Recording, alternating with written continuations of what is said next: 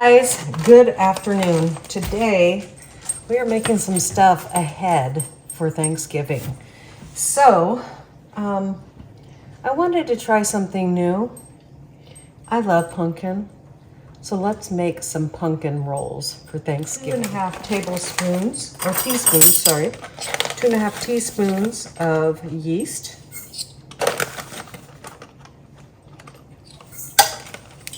And a half. Now my yeast is active, dry yeast is what I'm using. That's what the recipe calls for. But even if it was instant yeast or whatever, that's what I would be using because I don't worry about it, I guess, too much. I keep my yeast in the freezer, so I'm going to go ahead and pop that back in there because I like to keep it frozen. It lasts the longest time. Otherwise, your yeast can go bad pretty within a year. And then I have 3/4 of a cup of warm, let's see, yeah, 3/4 of a cup of lukewarm milk. And that is between 95 and 110 degrees, okay? Sugar. And now I'm gonna 1/4 of a cup of sugar, and that's gonna help activate the yeast. Organic sugar. And that's just what we prefer to use around here.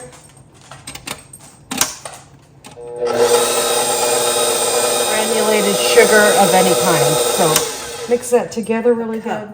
Of butter. So I'm just going to cut a piece of butter and we're going to melt that butter and add it to this. I'm just going to put that in my container that I had my milk in and just put it in the microwave for 30 seconds or so. Add my 1 egg. This is a duck egg. One thing I recommend is we're going to wait a couple seconds for this to cool down a little bit. I do not want to add boiling hot butter to my yeast. It's just not a good idea. So it will only take a couple minutes for that to cool down a little bit, enough so that I can put it in. Whisk that egg yolk a little bit so it's ready to go. Which we're going to go with 3/4 of a cup of pumpkin. My old-fashioned Tupperware is the only one that has a 3/4 of a cup. And they loved them. So we're going to put that down in there.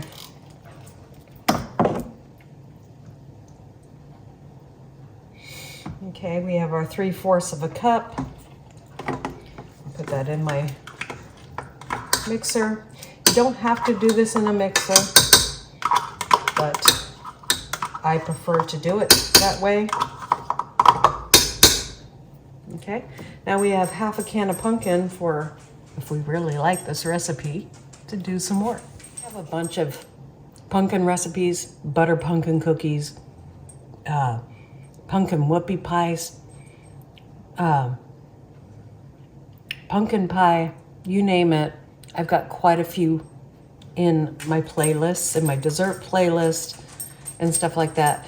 I'll put links to those below if you're interested. The butter cookie, pumpkin cookies, I tell you, are amazing. So, butter in there. Okay, that's room temperature now. So I just want to make sure that that's, you know, not going to scorch my yeast, because that heat can deactivate your yeast.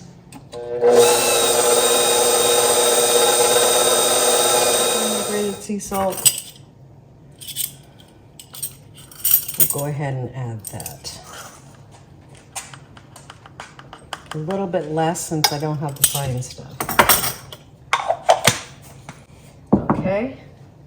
And then we're gonna have 3.5 cups of all-purpose flour.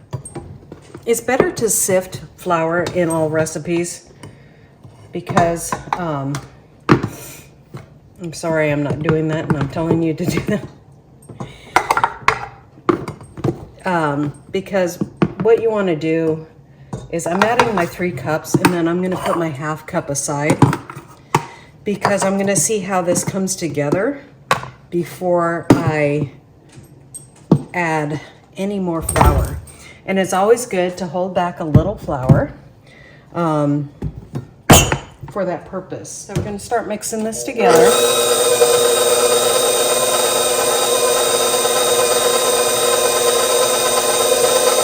And while that's mixing, I always clean up.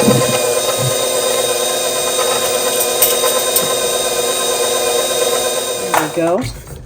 So I'm going to bring that down, and it already looks to me like we're going to be using less.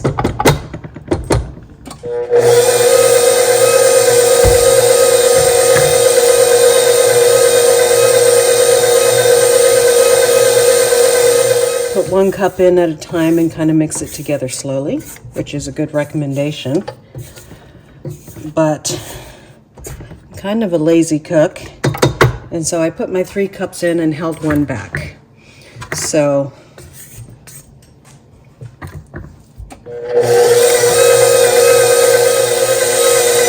okay, so that is a little on the wet side, so I'm going to go ahead and add a little more flour in. Now I added 1/4 of a cup more.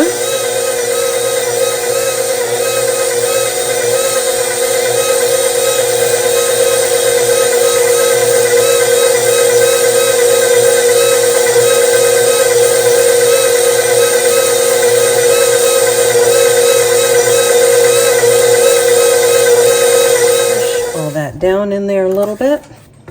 Now, you don't have to use pumpkin with this.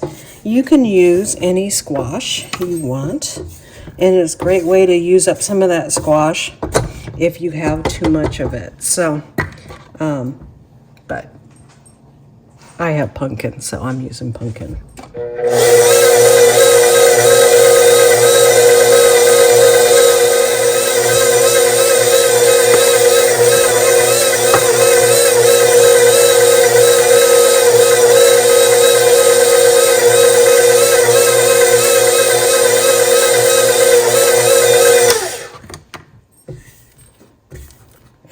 I'm not going to add any more dough to that. It's pretty dough. It is pretty dough.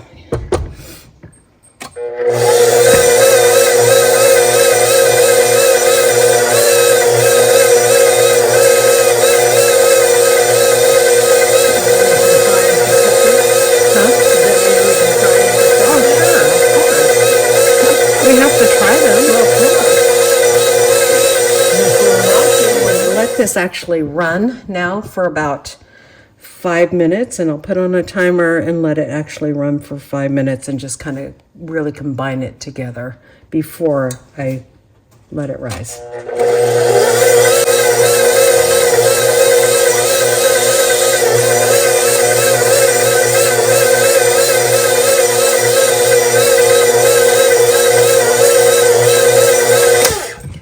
Okay, so this dough is supposed to be a little bit sticky. So when you bring it together, you're gonna put some flour on your hands. So I'm gonna let it stick a little bit on the bottom of the bowl. Now I'm gonna put it in a proofing oven, or you're gonna put it in a warm spot in your house, and you're gonna let it rise for half an hour. So I'm gonna get it out of this bowl, and we'll put it in a greased bowl. And we'll put it in my proofing oven. So.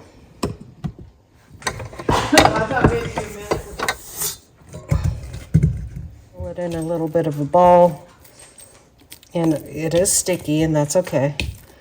That's what we want. And then bringing that ball together and then putting it upside down. There we go. And we'll put our lid on it and put it in a warm place, or an oven, all that good stuff. And there we go. We'll see you guys back in a half an hour. So our dough is ready. It did raise, but not very much. So yeah, it has risen. So I'm just gonna, what we're gonna do is we're gonna roll it in like a tube.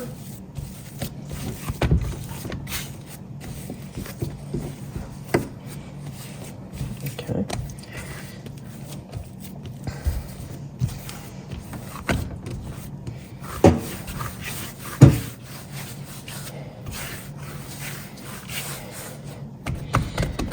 Okay, now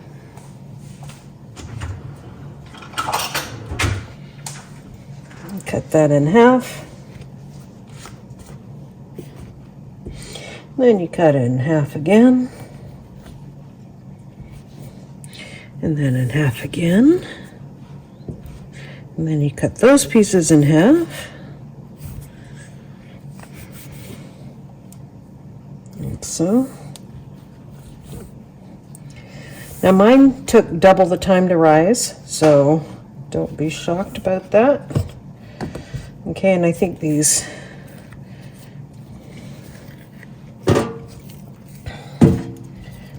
aside. That's 1, 2, 3, 4, 5, 6, 7, 8.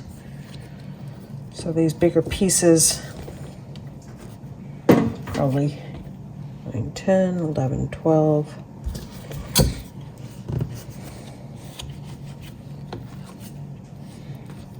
13, 14, 15.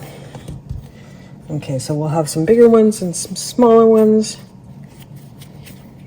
And then what I do is I just go like so, and then put my thumb on the bottom, and that kind of draws it in. I have a pre-greased pan with butter here.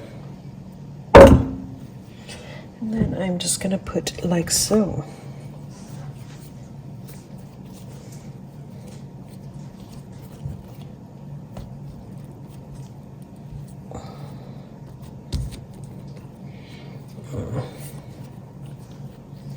You want tension on the top of your roll.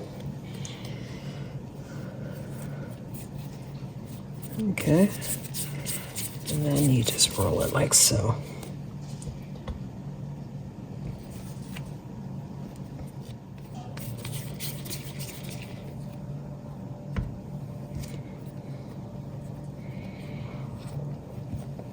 I'll take a little bit from this one.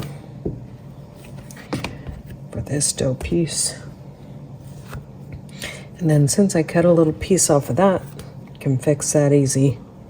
Just pinch that cut off piece together and roll it again.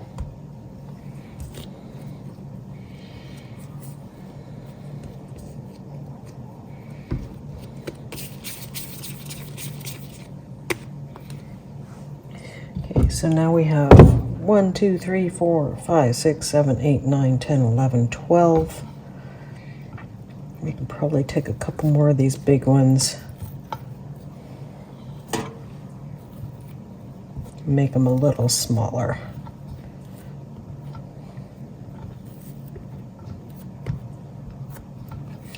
Put 5 in each row. So.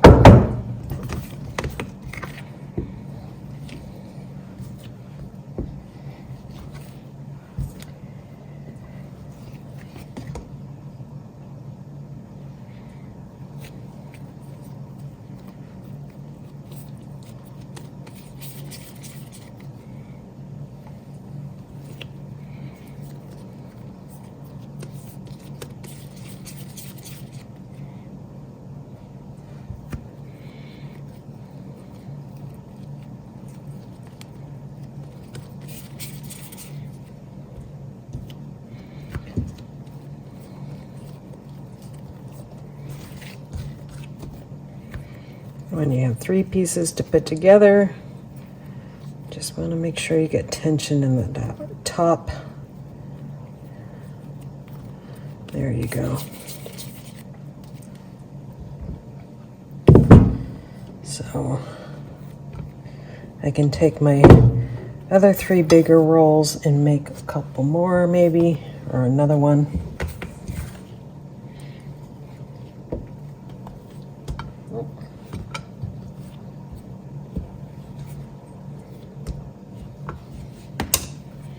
Just to make them spread out further.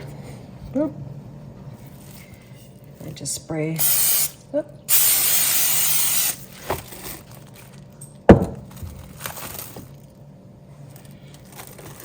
Voila. Should keep it from sticking. And back in my warm place. Okay. Our bread is risen. I've taken off my top already.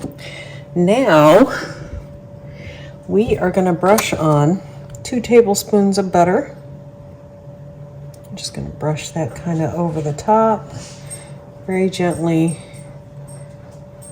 I'm going to more dab than brush because this brush is kind of, a silicone brush would work better for this. So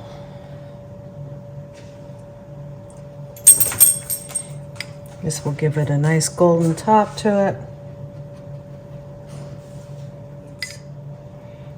And I've had my oven on at 350 for a little while. And now we're going to put these in for about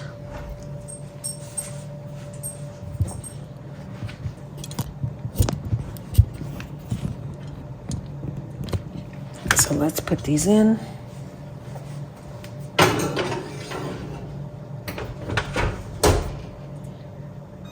25 minutes. Actually, I'm going to put it at 20 minutes, and then we check it. And you want your bread about 190 to 200 degrees is perfect bread. And we'll check on that. And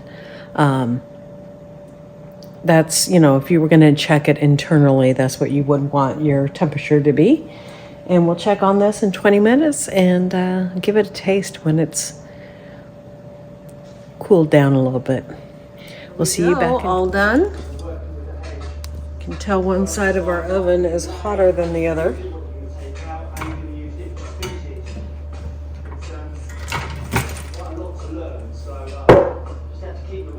Let's try that. All right, here we go.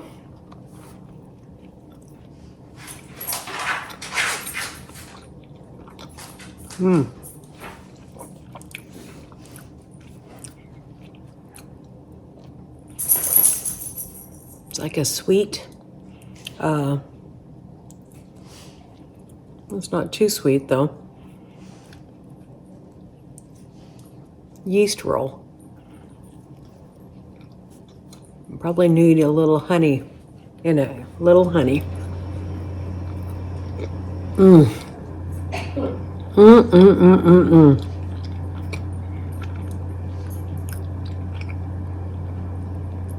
Melts in your mouth.